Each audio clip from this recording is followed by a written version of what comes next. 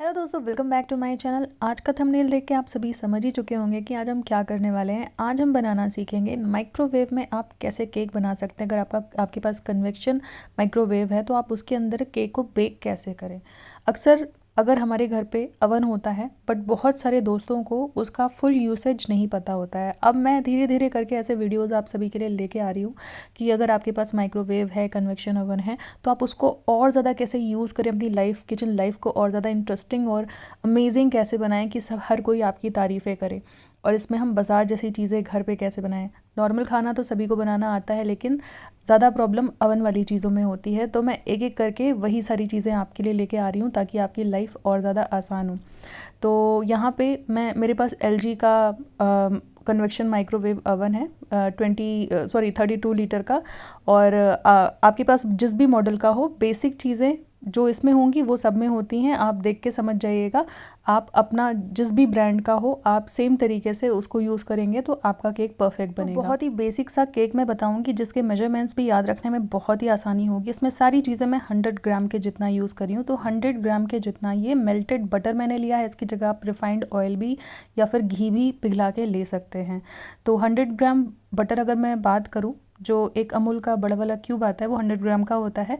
Otherwise आप आधी कटोरी के जितना अगर तेल डाल रहे हैं, रिफाइंड ऑयल, तो आधी कटोरी के जितना तेल ले लीजिए। उसी कटोरी से आधी कटोरी के जितना पिसी हुई चीनी और आधी कटोरी के जितना आपको उसमें दूध डाल देना है। एक ढक्कन के जितना आपको इसमें वनीला एसेंस डाल देना है अगर है तो, नहीं तो इलायची पाउडर भी कूट के डाल सकते हैं।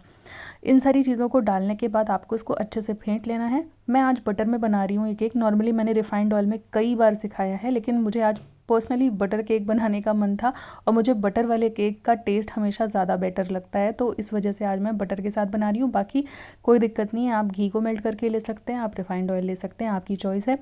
इन सारी चीज़ों को अच्छे से आपको मिक्स कर लेना है, जैसे मैं वीडियो में मिक्स करके दिखा रही हूँ। जब हम कपकेक बनाते हैं तो उसमें मतलब बटर सॉफ्ट फॉर्म में चाहिए होता है, लेकिन जब केक बनाते हैं उसमें मेल्ट करके चाहिए होता है। अब इसमें हम डाल देंगे थोड़ा सा वाइट विनेगर, यानी कि सफ़ेद सिरका, जो हम चाइनीज़ डिशेस में डालने के लिए यूज़ करते हैं। उसको डालने से आपका केक और ज़्यादा फ्लफ़ी बनता है। अगर नहीं है तो आधा नींबू का रस डाल दें। अगर नहीं डालने का मन है तो उसको भी स्किप कर सकते हैं, लेकिन हमेशा थोड़ा सा सिट्रिक एसिड ऐड करने पे, जब हम बाद में इसमें बेकिंग पाउडर या बेकिंग सोडा ऐड करेंगे तो वो उसके साथ रिएक्ट करता है, जिससे बबल्स बनते हैं और आपके जो केक में जो जाले बनेंगे, स्पॉन्जी बनेगा, वो उसी बबल्स की वजह से बनता है। इस वजह से सिरका या सिट्रिक एसिड ऐड करना ज़रूरी है।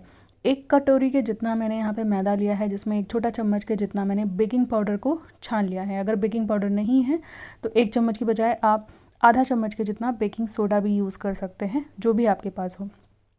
इन सारी चीज़ों को मैंने अच्छे से छान लिया है। मैंने जो बटर यूज़ किया था वो सॉल्टेड बटर था, इसलिए मैंने चुटकी भर नमक अलग से नहीं ऐड किया है। अगर आप रिफाइंड ऑयल में या फिर घी में बना रहे हैं तो चुटकी भर नमक ज़रूर ऐड करें, क्योंकि कभी भी जो भी हम चीज़ें बेक करते हैं, जैसे बिस्किट हो गया, कुकीज़ हो गया, केक हो गया, हल्का सा नमक ज़रूर जाता है स्वीटनेस को ब्रेक करने के लिए। अब इन सारी चीज़ों को अच्छे से आप मिक्स करिएगा। आप देखेंगे कि जो हमने इसमें सिरका ऐड किया है उसकी वजह से बबल्स बनते हैं। मतलब आपका ये जो मिक्सचर है बहुत जल्दी लाइट एंड फ्रॉथी और अपने साइज़ में डबल होना शुरू हो जाएगा। जैसे हम ढोकले का बैटर बनाते हैं ना, बिल्कुल उस तरीके से। इस केक का जो बैटर है वो थोड़ा गाढ़ा गाढ़ा ही होता है, तो इस वजह से जितनी भी मेजरमेंट्स हैं बिल्कुल परफेक्ट हैं। आपको एक्स्ट्रा दूध या कुछ भी ऐड करने की ज़रूरत नहीं है, बिल्कुल परफेक्ट बनेगा। आप इसके साथ कप केक्स भी बना सकते हो, या फिर सिंपल जैसे मैं केक बनाना सिखा रही हूँ आप ये भी बना सकते हो। थोड़ा गाढ़ा बैटर ही होता है। इन सारी चीज़ों को मिक्स करने के बाद अब इसमें हम डाल देंगे मेरी फेवरेट चीज़, टूटी फ्रूटी। मुझे बहुत ज़्यादा पसंद है, बहुत ही कलरफुल लगता है, देखने में भी अच्छा लगता है, खाने में भी अच्छा लगता है। तो थोड़ा मैंने ऐड कर दिया और थोड़ा मैंने ऊपर से गार्निश करने के लिए बचा लिया। ये देखिए, जब हमने बैटर को थोड़ी देर छोड़ा तो अंदर बबल्स बन गए थे, फिर वापस से मिक्स किया तो वापस इसका वॉल्यूम थोड़ा कम हो गया। जैसे जैसे छोड़ेंगे वैसे वैसे इसमें बबल्स, मतलब ये फूलता है सिरके की वजह से। यहाँ पे मैंने केक टिन तैयार करके रखा है। आपके पास छोटा भगोना हो तो उसको तैयार कर लें। बस आपको ऑयलिंग कर लेनी है और नीचे बटर पेपर लगा देना है। बटर पेपर नहीं है तो सिंपल ऑयलिंग भी करेंगे और थोड़ा सा मैदा डाल के झाड़ लेंगे तो भी आपका जो केक है बेक होने के बाद बहुत ही आसानी से बाहर निकल आएगा, लेकिन ऑयलिंग करना ज़रूरी है। तो मैंने नॉर्मल रिफाइंड ऑयल से ही उसको मतलब अच्छे तरीके से चारों ओर नीचे बटर पेपर लगा के मतलब अच्छे से उसकी ऑयलिंग कर दी थी, ताकि केक बेक होने के बाद हमें निकालने में दिक्कत नहीं हो। अब इसमें हम डाल देंगे ये जो बैटर हमने बना के रखा था। मैंने थोड़ा गहरा बर्तन लिया, आप देख सकते हैं, क्योंकि केक बेक होने के बाद फूलता भी है।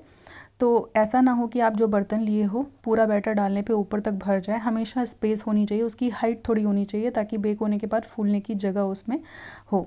तो इसको मैं थोड़ा लेवल अप कर रही हूँ, बराबर कर रही हूँ, क्योंकि गाढ़ा गाढ़ा सा बैटर है, अपने आप स्मूथ नहीं हो रहा है, अपने आप समतल नहीं हो रहा।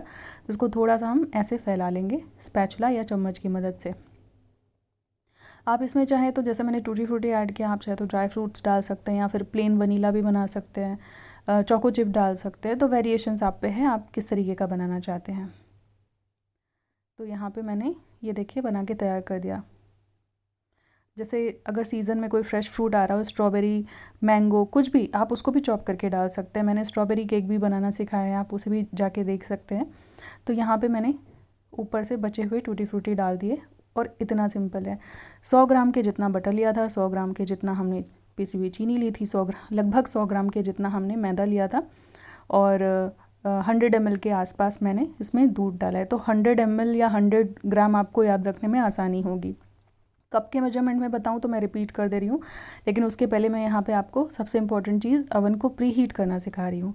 ये देखिए ऊपर से बटन को ऑन किया, फिर आपको ये कन्वेक्शन मोड ढूंढना है जहाँ पे भी हो, आप जिस भी ब्रांड का आपके पास हो। मेरे पास LG का है, तो इस तरीके से कन्वेक्शन वाला ऑप्शन आपको प्रेस करना है। हर अवन में होता है, ऐसे प्रेस करेंगे तो ऊपर 180 आ जाएगा। मुझे 180 ही टेम्परेचर चाहिए, नॉर्मली बेकिंग में यही स्टैंडर्ड टेम्परेचर होता है, तो मैं आगे पीछे नहीं करूँगी।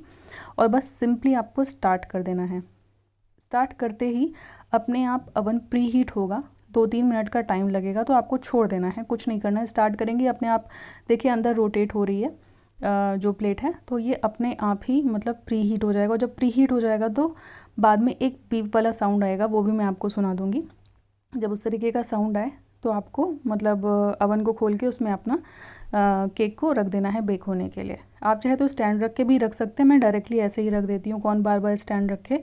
नॉर्मली जो कन्वेक्शन अवन होता है उसमें चारों ओर से हवा जाती है, तो कोई दिक्कत नहीं है, अच्छे से आपका केक तब भी बेक होगा।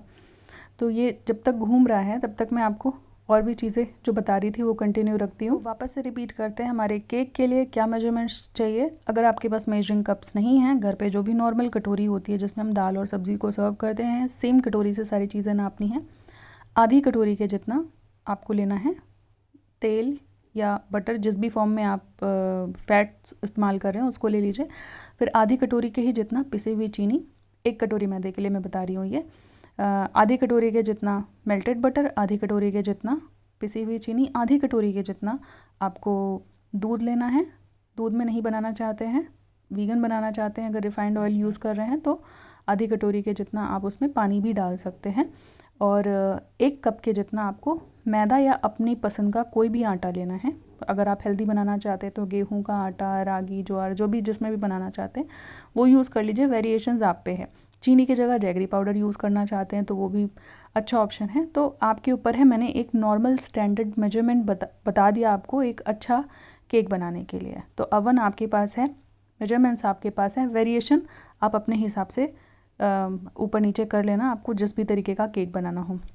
तो मैंने एक नॉर्मल मैदे वाला केक सिखाया है, आप हेल्दी बनाना चाहते हैं तो उसके भी ऑप्शंस मैंने इसमें बता दिए हैं।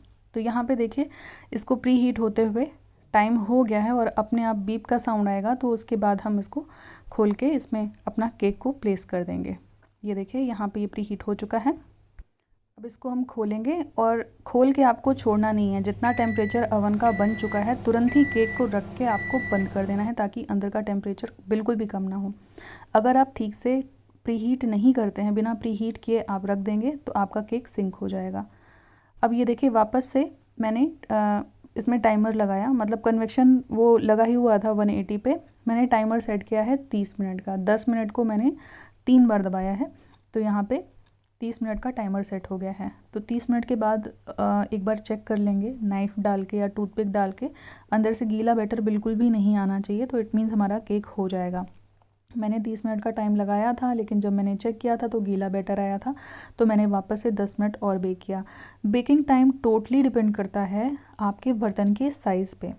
तो जैसे मैंने बर्तन काफ़ी थोड़ा सा पतला और गहरा लिया है, तो केक की हाइट बढ़ गई, तो इस वजह से बेकिंग टाइम बढ़ गया। अगर आप थोड़ा सा छिछला यानी कि फैला हुआ बर्तन लेंगे तो मे बी थोड़ा कम टाइम लगे। नॉर्मली जो स्टैंडर्ड टाइम होता है वो 35 मिनट का होता है 1 कप मतलब मैदे के केक के लिए, अगर आपने थोड़ा सा अच्छा गहराई का बर्तन लिया है तो।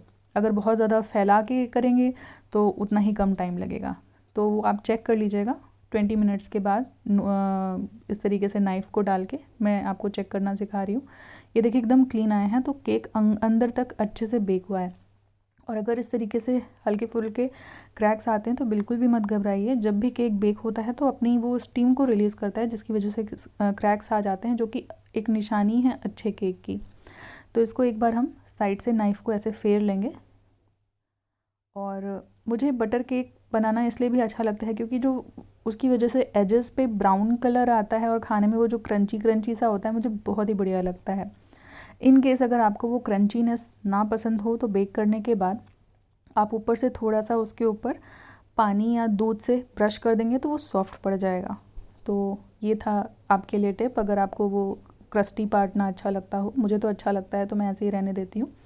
इसको निकाल के आप थोड़ी देर के लिए कॉटन कपड़े से ढाँक देंगे तो अपने आप ये सॉफ्ट हो जाएगा ऊपर से भी, मतलब ऊपर की जो लेयर है उसकी बात कर रही हूँ, अंदर से तो एक्सट्रीमली सॉफ्ट है ये।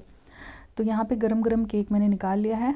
मैं गरम पे ही आपको काट के दिखा रही हूँ, आप थोड़ा सा ठंडा होने देना, उसके बाद काटना। केक ज़्यादा अच्छे तरीके से कटता है। गरम पे काटेंगे तो इस तरीके से क्रम्बली होके टूटेगा, क्योंकि अभी ये बहुत गर्म है।